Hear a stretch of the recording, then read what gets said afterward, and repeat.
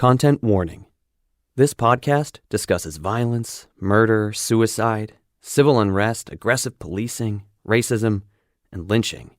If you or anyone you know is considering suicide or self-harm, or just need to talk about problems, please call the National Suicide Prevention Lifeline at 1-800-273-8255 or text the crisis text line at 741-741. Previously, on After the Uprising. Senator 14th, you may proceed. Thank you, Mr. President. This morning I woke up and I found out another young man from my district was murdered in the same way as 2 or 3 other people who were active in Ferguson. When I was running down to him, I said, we were trying to find out, what do we have to do to get the sheet back? And he was like, sheet? What are you talking about? I spoke with those in the Division of Criminal Investigation, and the proper steps will be taken to release that to his mother. Those swabs, we do have that. That's not what we needed. We needed the sheet. You guys destroyed a sheet because of a letter that I did not receive. You see how this sounds so crazy? Everything that I do is to make sure this county stays safe, to make sure that everyone gets a fair shake. And as long as I hold this office, that I promise you, that promise I will keep. Don't shoot! Don't shoot! Don't shoot! What you're looking at is the aftermath of the grand jury deciding not to indict Officer Wilson.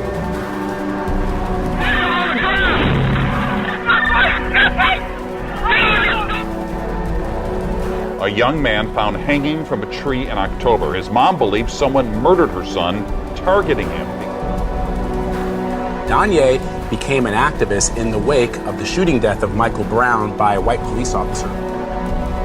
That's why Melissa McInnes wants St. Louis County Police to dig deeper into her son's death. He was not suicidal. This is After the Uprising, the death of Danyé Dion Jones.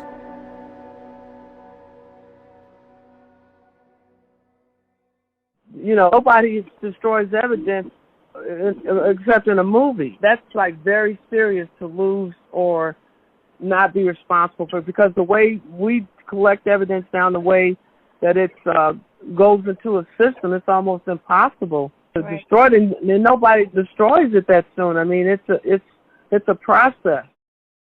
For our final episode, we have to go backwards a bit. Back to June of 2020, when the St. Louis County Police Department destroyed the bedsheet that Danyé was hanged with.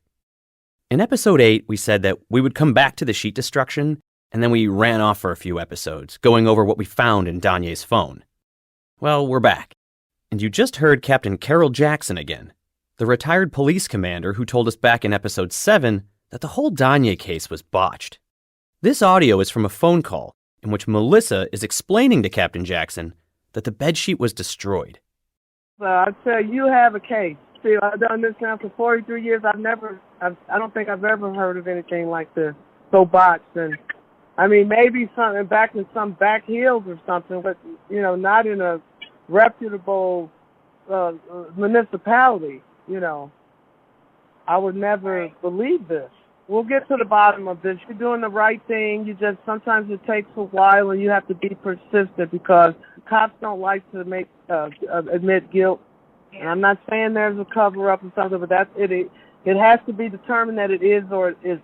And that's the question. We appreciate you. We explained in episode 8 that when we heard the sheet was destroyed, we immediately fired off sunshine requests regarding evidence in Danyé's case. Well, we also contacted Sergeant Benjamin Granda of the St. Louis County Police, asking for the department's policy documents on how they manage evidence, and he sent them to us. Now, those documents, in our humble opinions, need improvement, if for no other reason than because they seem to contradict themselves at times as to who is allowed to destroy property and under what circumstances. But the crux of what we found that was relevant to Melissa and the bedsheet was found in a document called Departmental General Order 15-95, Evidence and Property, Disposition and Accountability. Reading through the document, we find that Section 2 states, when evidence or property is in a precinct evidence locker and can legally be returned to the owner, the case officer shall mail a notice to retrieve property, Form F58, to the owner. A copy of the letter will be attached to the property.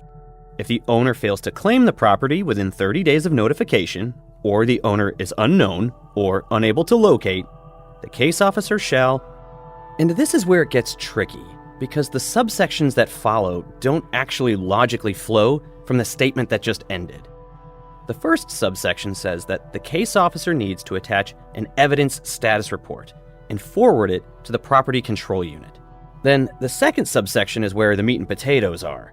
It reads, the watch commander may authorize the destroying of evidence under those circumstances where such evidence could be disposed of at the precinct station, e.g., property of little or no value. So, first and foremost, Melissa should have received a letter containing what the police call an F58, basically telling her her property is free to come collect, and that she has 30 days to do so.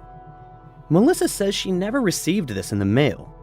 Further, when we spoke with Sergeant Granda, asking what Melissa had to do to come collect the bedsheet, he said she could come anytime, 9 to 5, and to just bring her state ID.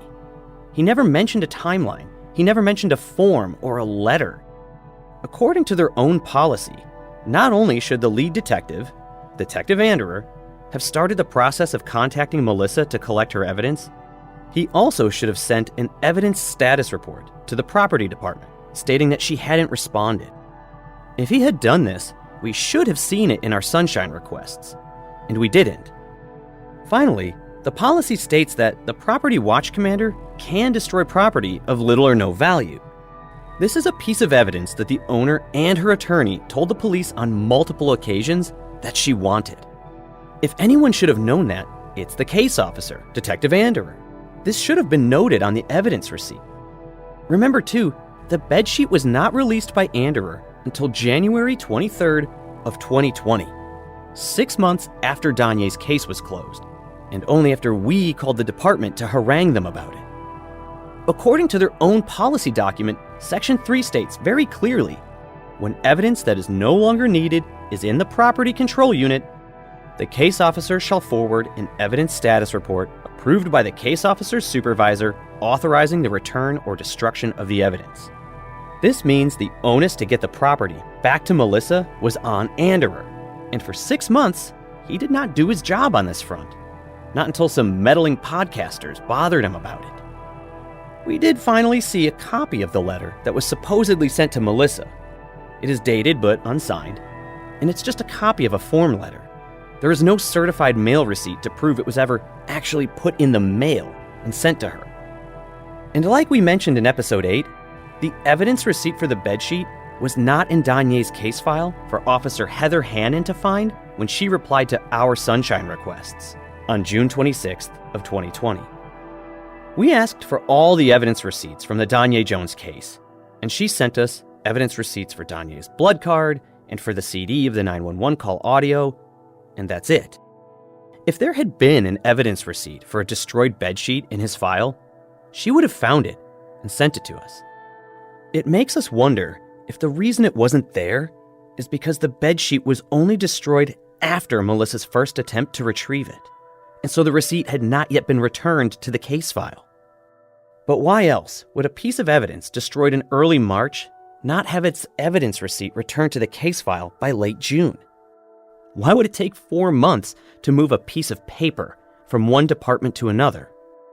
But getting to the truth on the matter is effectively impossible, as the wagons at St. Louis County PD were circled tight to protect their own, and all of our questions in this regard went unanswered.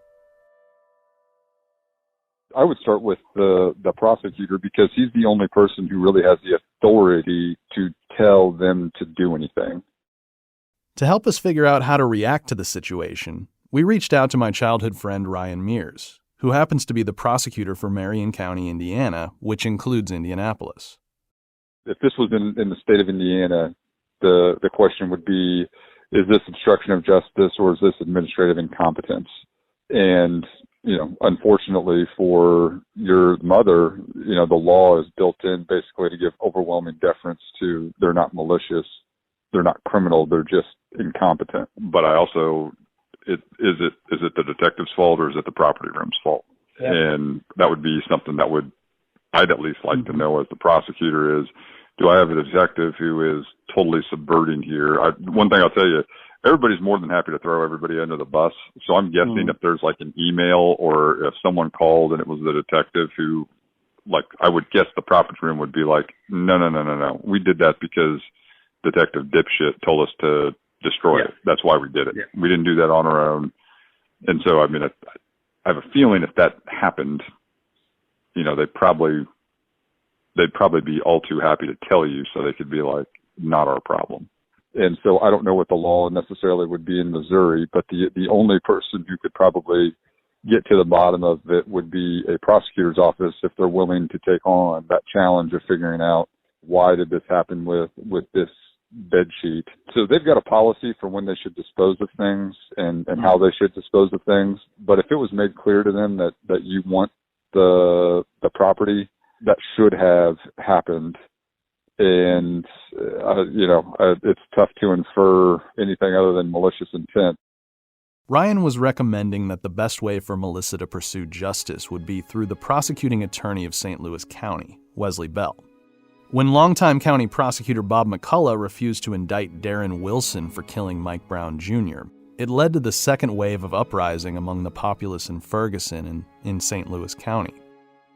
But then, in the spring of 2015, Wesley Bell ran as a total underdog against McCullough, who was expecting to win his 8th term and who was publicly dismissive about the seriousness of Bell's candidacy. But Bell's key issue of reforming cash bail proved popular, while many in the community simply voted for him, believing he would finally indict Mike Brown Jr.'s killer. 2 months before Danyé died, Melissa had helped canvass for Bell, and now she would need to call on him for help. You know, if someone were going to try to get your attention, how would one go about that? In other words, how do I get Wesley Bell to sit down, or his person to sit down with us? You know, the mom. The mom. Yeah, I'm pretty responsive to any victim's family, and so, you know, if the mom's like saying, "Hey, I don't understand this," or "Why did this happen?" So I think the mom, and then if there is a city county councilor or somebody who has oversight over his budget who's interested, that would be the other thing. If Melissa was going to try to get Wesley Bell's interest, or get a county councilor on board who could get Bell's interest, we had to recruit someone with some bona fides in St. Louis politics who would ensure that Melissa was taken seriously. We immediately thought about the woman whose voice you heard in episode 1. The very first politician to raise public awareness about mysterious Ferguson activist deaths, Maria Chappelle Nadal. I've just finished my 20 years of service to the state, and just dealing with all this is a lot and overwhelming. However, I do want to be very supportive to the process and them being open, because we just simply don't trust them. You know, Melissa's family should feel as though the county is straight up and they're not playing funny business at bare minimum. Because I can't stand St. Louis County right now. I'm very vocal on this. And any way I can make it extra public, I would do so.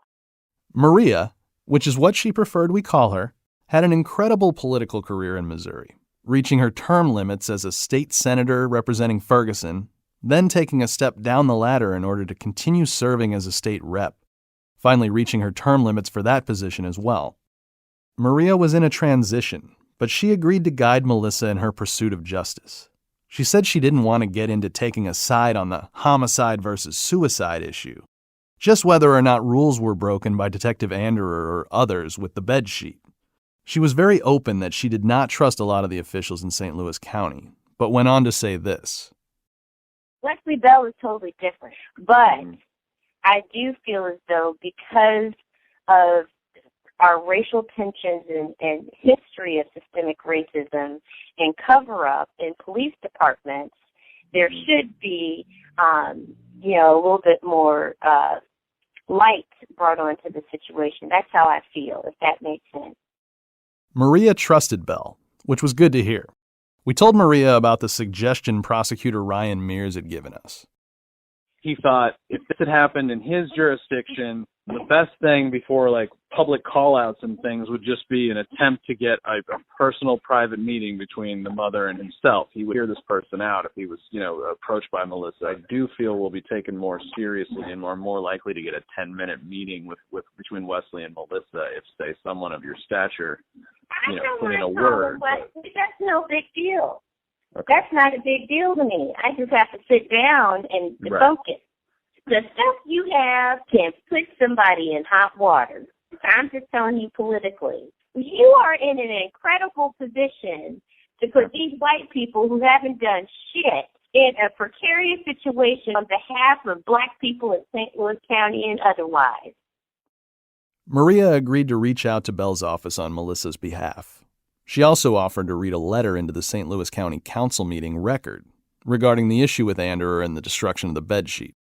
After listening to Maria's statement being read into the record, Melissa felt inspired to take even bolder action.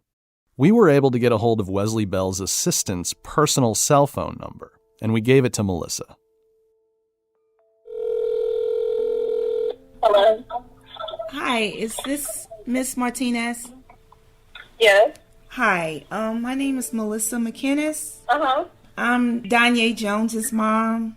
We have been trying to contact Mr. Bell about his case. Okay. And okay. I was wondering if we can set up a time maybe to sit down and speak with him in regards to the handling of my son's evidence and his case. Okay, what case is it? I need a little bit more information. And did I give you this phone number, or who gave you this number? No, we have been calling, period. Okay. Yeah. And what type of case is it? He was the 24-year-old that was found hanging from a tree with his pants down. In St. Louis County? In St. Louis County, yes. And that was in 2018. So this was before he took office? Yes. We've started our own investigation, private investigation. And we let the detective know that we would need the sheet that was used for our private investigation. Okay. And not only You're talking about the sheet that was seized by police? Yes. So I'm just getting a call a few days ago letting me know that the evidence that we needed was destroyed. Oh, okay. So let me just ask you this. You want to meet with Wesley Bell, but was any of the case, anything presented to the prosecutor's office? Maria Chappelle Nadal. Uh-huh. She just sent a letter and also called twice. Okay. And did anyone give you, this is my personal cell phone number. I'm just trying to figure out how this number came out. It was just given to us. Oh, okay. Yeah. I'm going to text you my email address, and then if you can respond with some available dates, and then we'll just go from there. I'll be able to set something up. He's not going to be available this week. Okay. But any available dates and times that you have for the next couple of weeks in July. Bell's assistant, Tamika Martinez, promised to bring the issue to Bell's attention. At this point, all we could do was wait.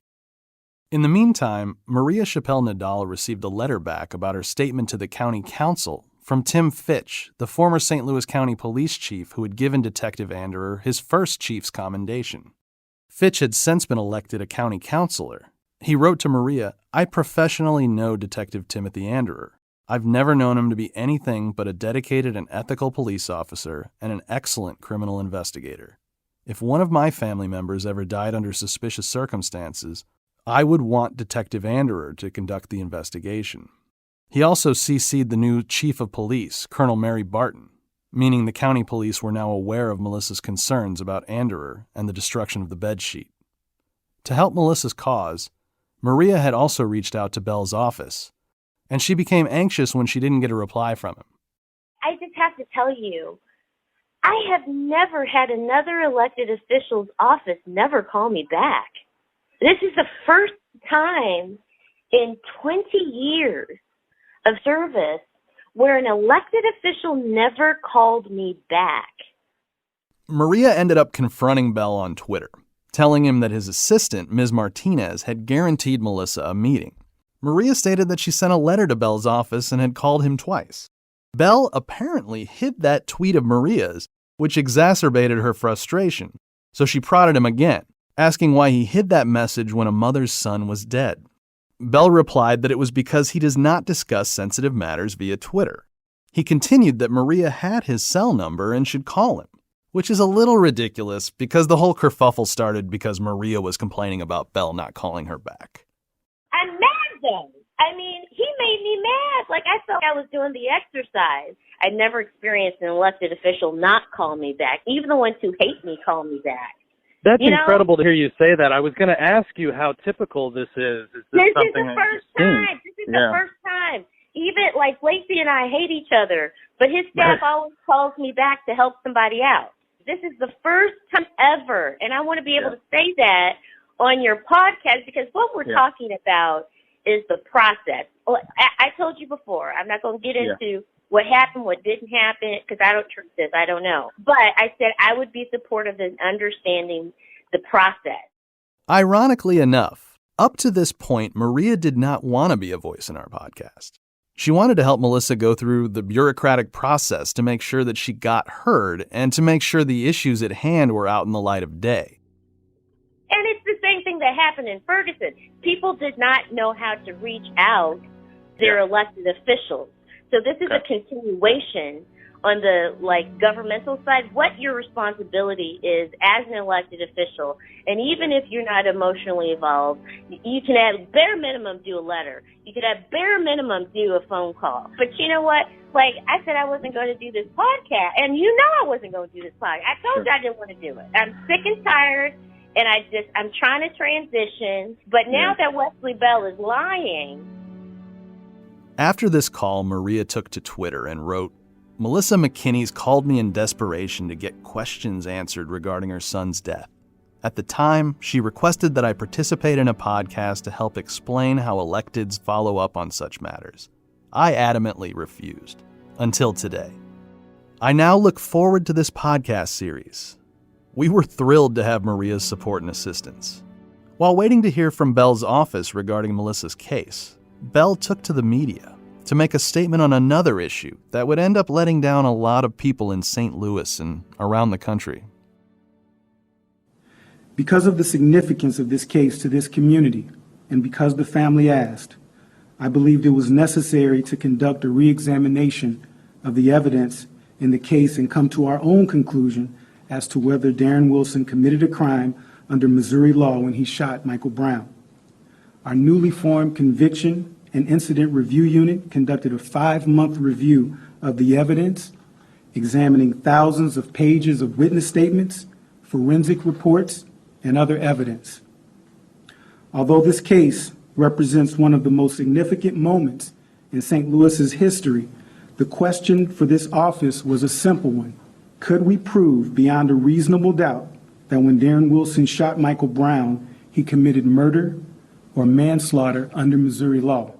After an independent and in-depth review of the evidence, we cannot prove that he did. Out of respect for Michael Brown and for his family, I do not intend to relitigate the evidence in this case. These facts have been aired in public time and again, and this is a time for us to reflect on Michael's life, to support Michael's family, and to honor a transformative movement that will forever be linked to his name. My heart breaks for Michael's father, Michael Brown Sr., and his mother, Leslie McSpadden. I know this is not the result they were looking for, and that their pain will continue forever. It was disappointing to learn that Bell would not be reopening the Mike Brown case or indicting Darren Wilson. Perhaps he was right in that he couldn't secure a conviction of Wilson under existing statutes. But the political rhetoric at the end about honoring Michael's memory and honoring a transformational movement forever attached to his name, it seems so cynical. Bell could have made a fiery speech about how existing laws need to be changed. He could have taken a stance about how any system that allows for such outcomes is a system in dire need of restructuring. No, Bell can't write or unwrite laws, but he certainly can fire up the public about the need to do so. He could send a message to the people of Ferguson and St. Louis County who elected him, who gave so much on the streets, that he needed them to rise again, to push on the people who can change the laws, and to push on the people who can hold the police to account, rather than just slouching away after milquetoast suggestions of honoring this or remembering that. After absorbing this news, we hoped it wasn't a sign as to whether or not Bell would be willing to hear out Melissa regarding Danyé's case. The reason why I am inquiring today is because at the end of June, the beginning of July, I sent a letter to the police commission, and I have not gotten a response in my office at all. And this is the case dealing with Melissa McKinney's. For her part, Maria had the idea to approach the police commission about the destruction of the bedsheet and see what they were willing to do on the matter. First, she sent them a letter, and then when the commission had a meeting, she signed up to make a comment. And one, I'd just like to know at what point, if at all, does the commission respond to legislators' inquiries? And if you don't, it would be great if the police commission supported a citizen review board so that individuals who feel that they are injured get some type of justice. Yes, my understanding is that matter is under review by the department. This was all done via a Zoom meeting due to COVID-19. So the responses by the commissioner are barely audible as the signal is very distorted. We won't make you suffer them. The long and short is that the commissioner told Maria that the department was currently reviewing the issue of the bedsheet being destroyed. It was the first any of us had heard that such a review was happening. Then, Melissa finally got a call from Wesley Bell's office to schedule an in-person meeting between her and Bell. Melissa invited us to come with her to help her present the information that we had collected up to that point. So, on August 20th, the three of us all walked together through the doors of the Buzz Westfall Justice Center in Clayton, the seat of St. Louis County, past the very spot where Melissa had held her press conference 2 weeks after Danyé's death, asking to be taken seriously. Now, she was here. 97.7, any symptoms? No. Okay. Any symptoms? No. What kind of appointment have you had? A meeting. A meeting. Yeah, I'm going today. So we're also going to Wesley Bell's office? Okay. Yeah. Go ahead, go ahead. Thank you. You're good to go. We made our way upstairs, where we met a social worker named Lisa, who walked us into the grand jury room, where we found a semicircle of wooden tables surrounded by chairs. There we sat and waited. This is so crazy right now. It feels like everything has left my mind. Yeah. My mind feels blank. You need anything? No. I just ask God to just guide my tongue, and give me strength. And touch his heart and his mind to want to listen and help. After a few minutes, Lisa came back into the room and began speaking with us. And truly, whenever we meet with families, Wesley always opens it up. He will answer any questions that he possibly can. He'll take as much time as you guys need. And I apologize, Mr. Lisa Jones. I'm Ray. Ray. John. Hi, John. Nice to meet you, Lisa. Are you guys attorneys or? No. Basically, just independent investigators, Gotcha. investigative reporters, writers. Okay, Yeah. They, when I don't remember things, They remember they for will. you. Yes. Yes. I just couldn't see myself doing this part. Absolutely. During our conversation with Lisa, she offered up an interesting piece of information. Is there an ongoing investigation? To my knowledge, no. There were several young men who were activists at the time. 2 of them, there are suspects. There has never been enough to charge. So technically, yes, it remains an open and active case until such time that we can charge somebody. But right now, the warrants on one of the individuals, they applied for warrants, and it was refused at the time just because we didn't have enough evidence, but new evidence comes to light all the time on all cases. I think I know him. Darren? Darren or DeAndre? Yeah. Darren. Yes, I can't remember which one, but they were involved with some stuff outside of this, and we feel like we know who did it, but we don't have enough to charge them. Lisa is saying that there are suspects in the death of Ferguson activist Darren Seals. We asked if the suspects pointed to a hate crime. Based on the suspect, does it appear that people were racially motivated crimes or otherwise? On the case that I know about, no, it was about their activity that had nothing to do with their activism. After a few more minutes, Bell and his entourage entered the room. This is Mr. Bell, Wesley Bell. Normally kind of shake, but COVID, I'm gonna. Yes. I'm sorry, John and Ray? Ray. John. Yes. Nice to meet you, sir. Thank you for taking the time. This is Ron Goldstein, he's our head investigator. Tim Swope. And this is Clay Farmer. Hi. There's some things that you wanted to lead with, and this is an informal conversation, so we can just kind of talk and ask questions as they arise. I don't want you to feel like you got to come with them prepared remarks or anything like that, but we want this discussion to begin. Okay. First off, I would like to thank you. I would like to thank you for sitting here to speak with me. I mean, I understand your standpoint. You know, I understand that you have to do certain things and your hands are tied with certain things, but I just ask that you just, take this with open heart. And that's just because my son, Danyé Jones, he was my caregiver, he was my protector. And what happened on October 17th is devastating. Melissa spoke for another moment, trying to keep herself together.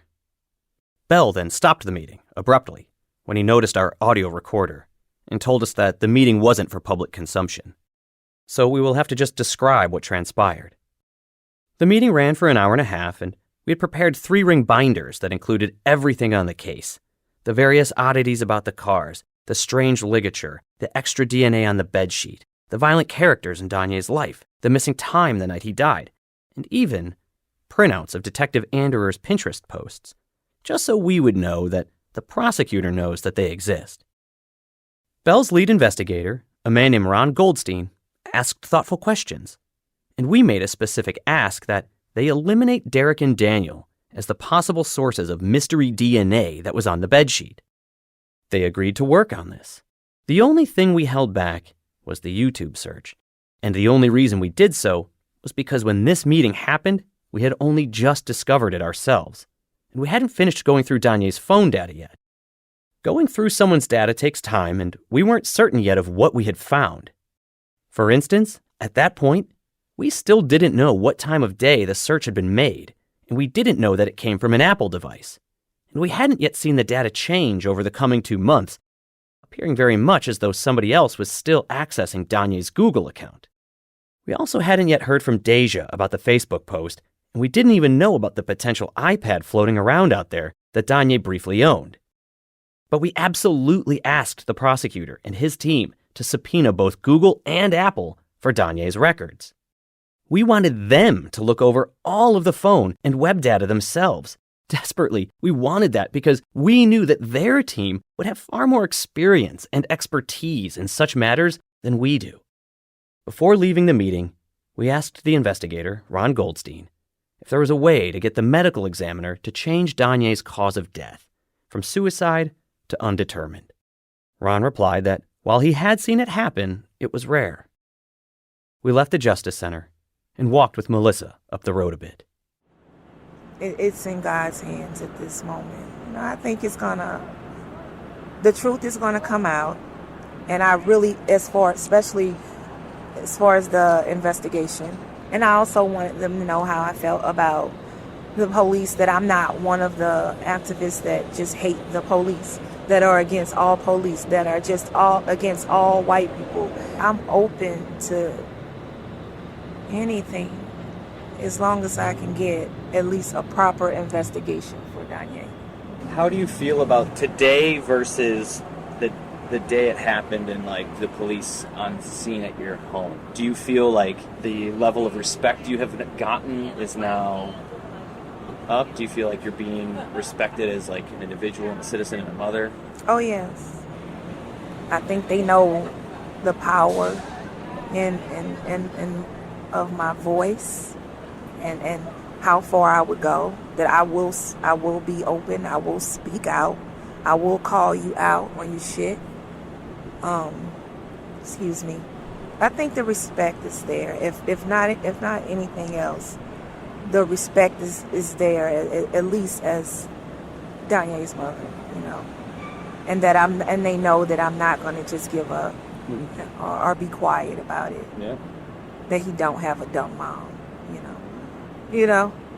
But do you think Danyé would be proud of you today? Yes. I know he probably get frustrated sometimes when I cry and I yell, Danyé, I need you right now, you know.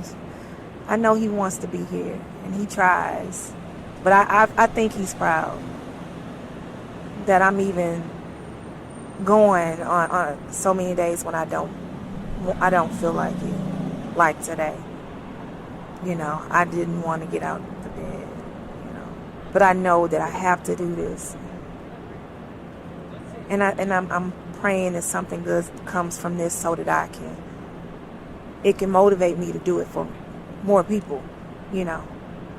Because if I can do it for Danyé, I know I can do it for others, you know. Yeah. And I think we'll make a good team. One of the things that I think is one of your strengths is that you don't pretend that Danyé was perfect. Right.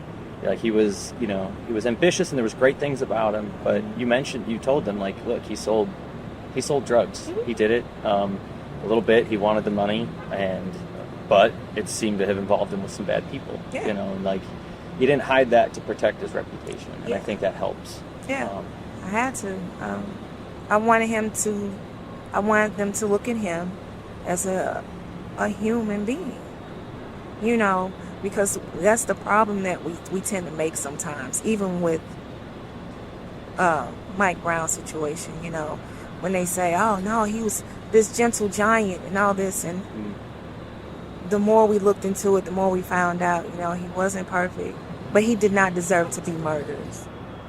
I hate to say it like this, but my life is no longer, because, you know, they've made an angry mom out of me, and I'm very devoted to my children, and this is something that I will always speak out on, you know. Do you think that you can be happy? Javon is here. Javon has children. Alicia's here. Alicia has children. You've got a wonderful family. I mean, is there a place of peace, at least, with God or religion or anything that you could find to, like, even if you're always mad, or do you think you can be happy? It's hard, right now it's hard to say, because I still have the memory is vivid of what I had seen. I seen, and I see it all the time, you know.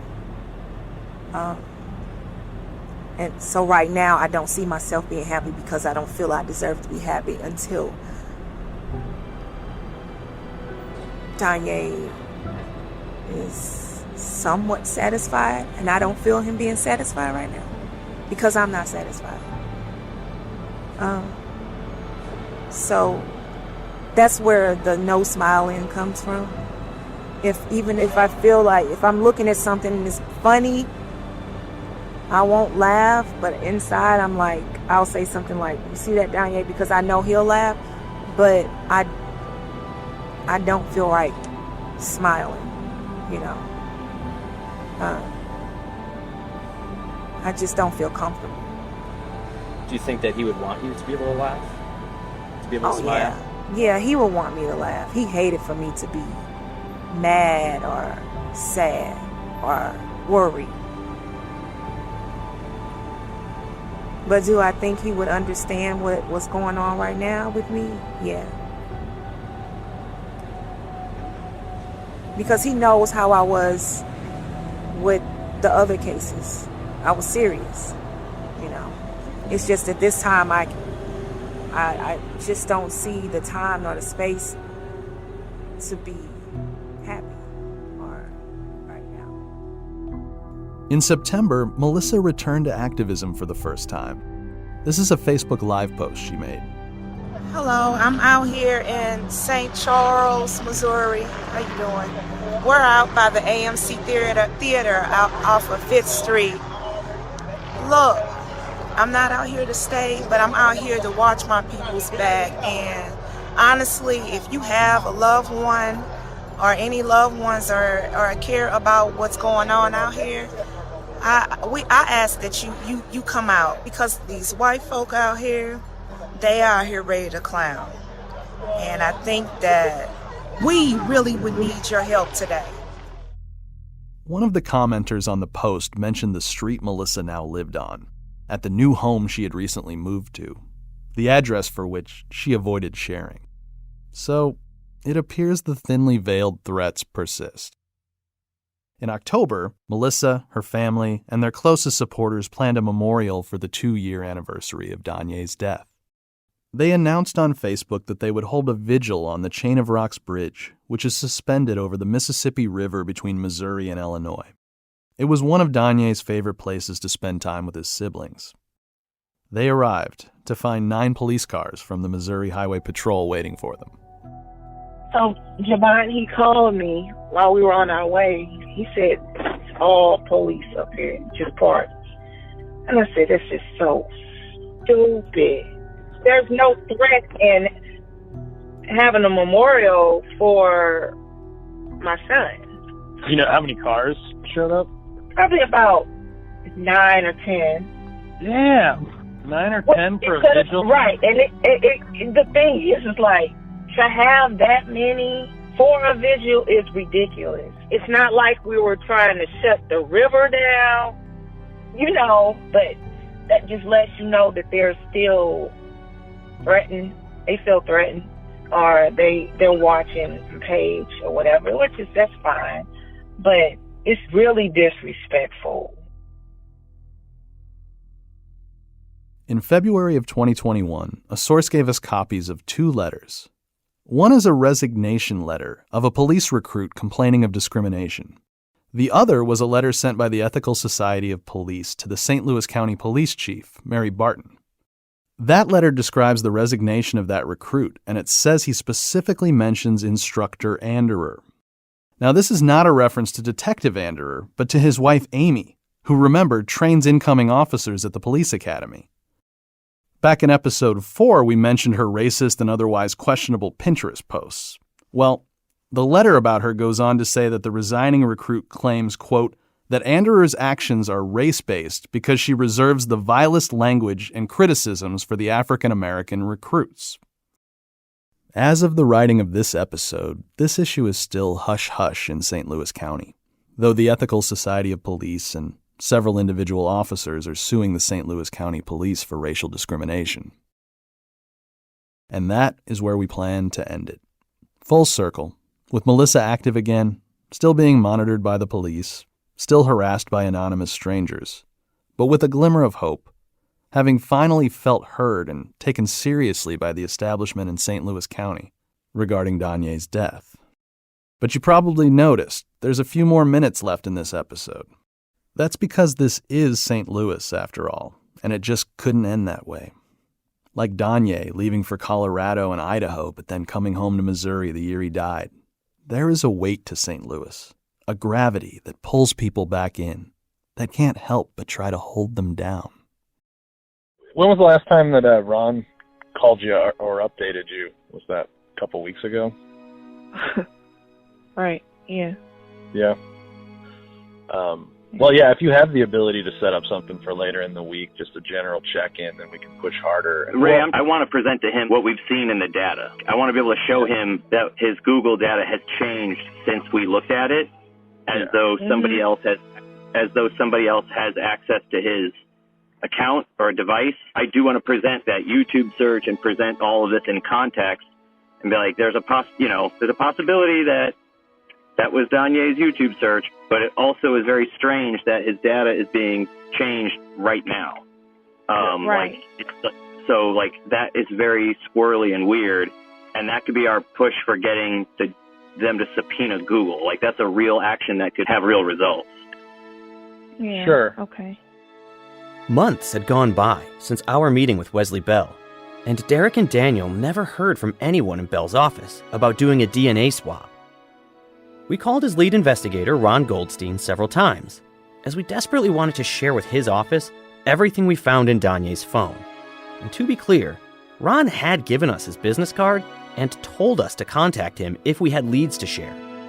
Once we saw that data from the 17th of October had been deleted from Danyé's YouTube history after we had first seen and documented it, we thought it was imperative that we give Bell and his investigators everything and ask again that they please subpoena Google and Apple and find out the specific devices that made the posts in question and determine, if they could, the locations from where they were made. But despite our calls and messages, Ron never responded to us. And then, one day, Ron called Melissa. He told her that the FBI was investigating and that she should expect to hear from FBI agents in the next couple of days. So we were kind of thinking we were going to end it with you presenting to Wesley Bell, feeling that you've maybe been heard, and it might be nice to provide an update at the end to let people know that the feds are looking at this. Oh, my heart is pounding. But like he said, by the end of the week, for sure, I should have a visit. We were happy to hear this, thinking that an outside law enforcement agency could come in with more expertise and hopefully perform an unbiased, rigorous look into Danyé's death. So it was odd when investigators never approached Melissa, but instead, letters arrived at the homes of both Melissa and Maria Chappelle Nadal. They were from the new St. Louis County Police Chief, Colonel Mary Barton. In brief, they read, "Dear Representative Chappelle Nadal, the attention you have dedicated to the death of Mr. Danyé Jones is admirable.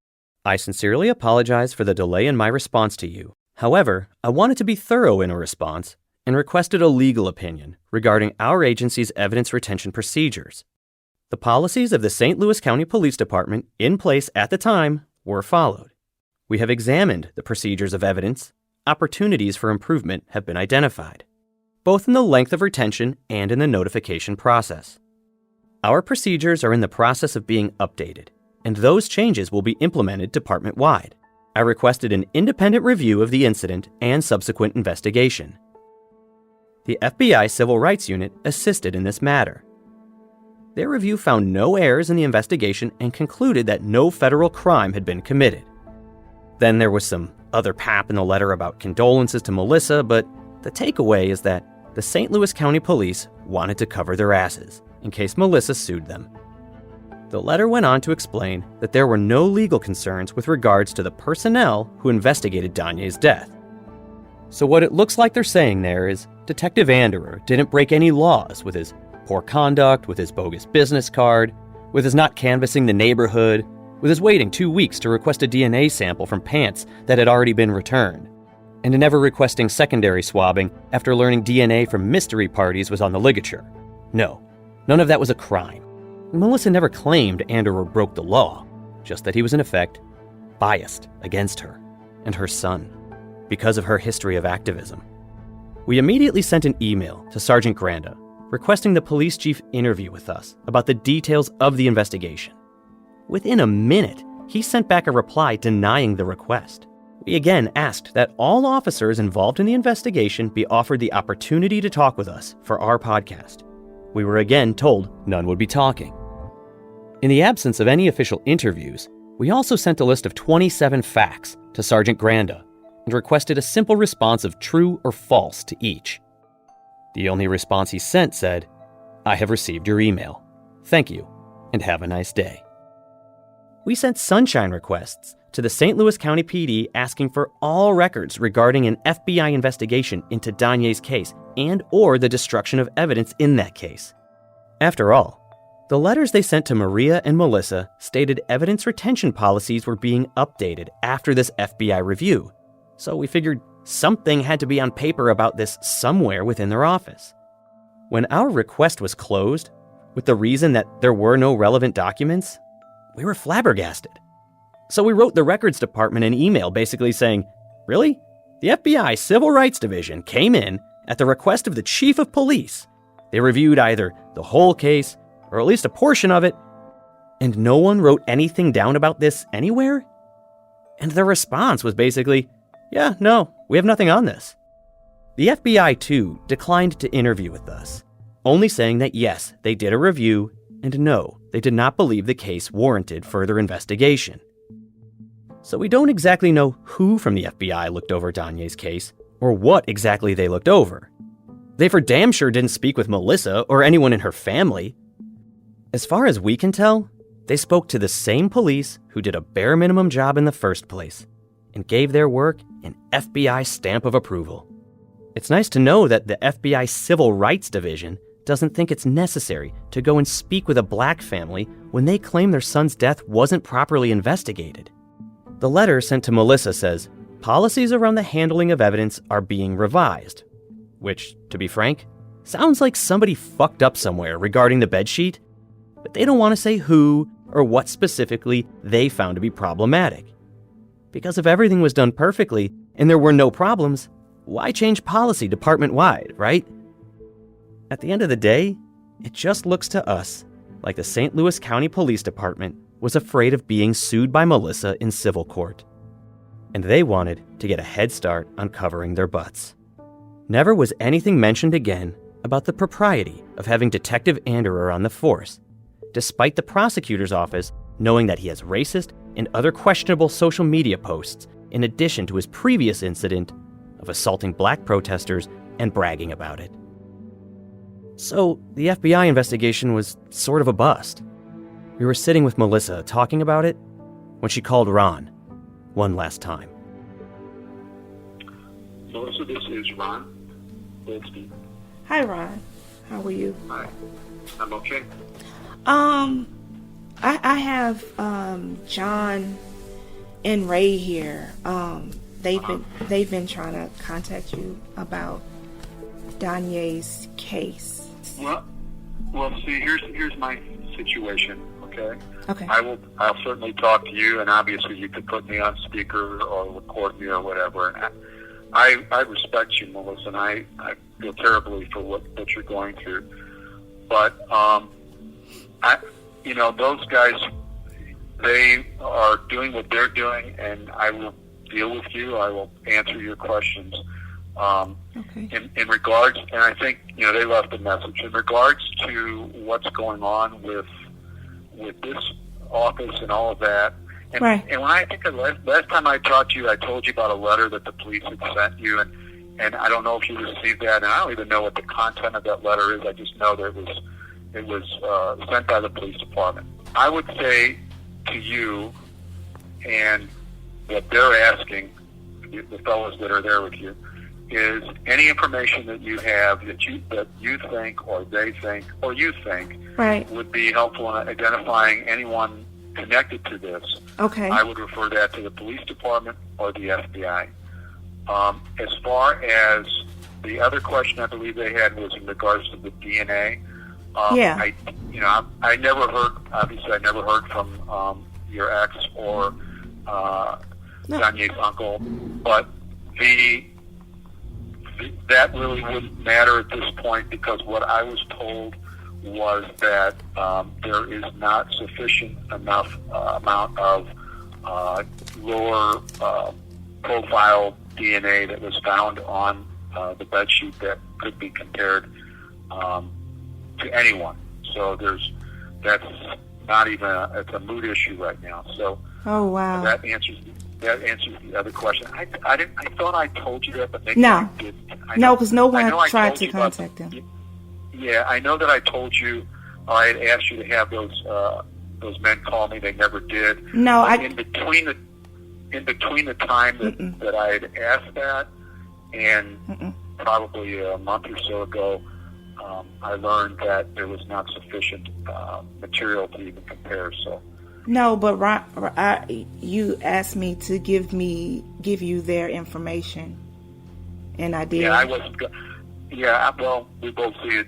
Probably our memories are different, or we both see it differently. So, is there anyone do you know who we can talk to at the FBI at all? Because someone is using Danyé's Google account, even as we speak. Right. So, again, I would forward that information to them for them to. So you can't help me at all. We're not. We're not going to go into that part of it. That would be the agencies that actually investigated that. The police department investigated this. The FBI investigated this. So they are the ones that have looked at this. We met with you to kind of answer your questions, but any follow-up investigation regarding any leads that you or anyone else feels should be looked at. So Wesley Bell isn't helping either. Well, I'm speaking for the office right now, so. Okay, that's all I needed to know. Thank you. Now, what does that tell you?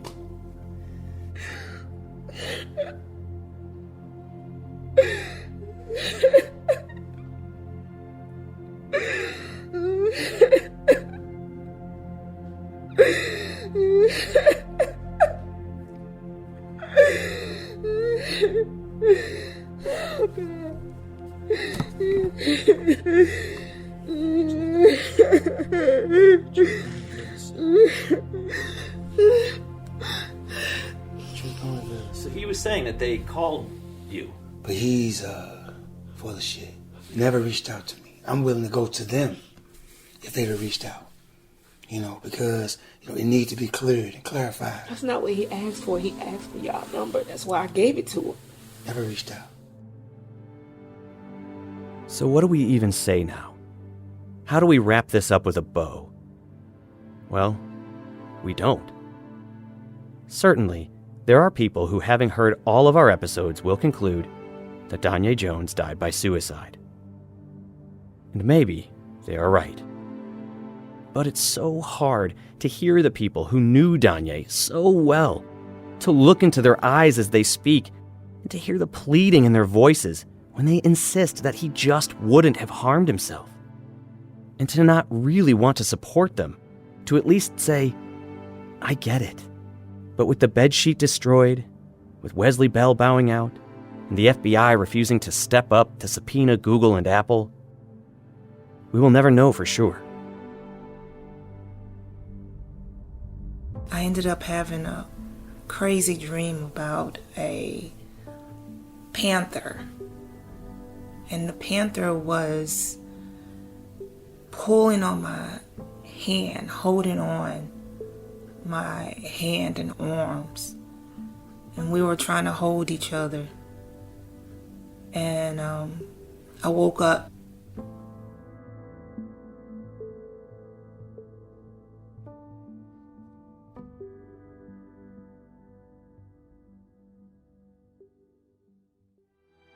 After the Uprising is directed, produced, investigated, written, and reported by myself, Reno Vyshelsky, and John Duffy. John Duffy was also the editor. Dave Cassidy was producer. Sound engineering, design, and mix by Josh Condon. Executive producers were Matt McDonough and Tina Exeros for Now This, Brett Kushner for Group 9 Media, and Jess Borave was executive in charge of production. Jonathan Hartwig and Bradley Rayford were consulting producers. Eliza Craig was assistant producer and did additional reporting. Mallory Kenoy was a writer's assistant. Kristen McVicker and Taya Wilson were production assistants, and Haley Klesmer was a post-production assistant.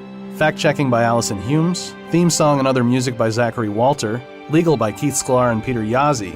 Special thanks to Ann Frotto, Danny Gonzalez, Barbara Koppel, Alex Lester, Beth Ann Macaluso, Emily Marinoff, Ruth Vaca, and the Reporters Committee for Freedom of the Press. After the Uprising is a production of Double Asterisk, iHeartMedia, and Now This in association with True Stories. You can find us on Twitter and Facebook. If you have useful information about the death of Danyé Jones or anything we've covered, please leave a message on our tip line at 347-674-7401.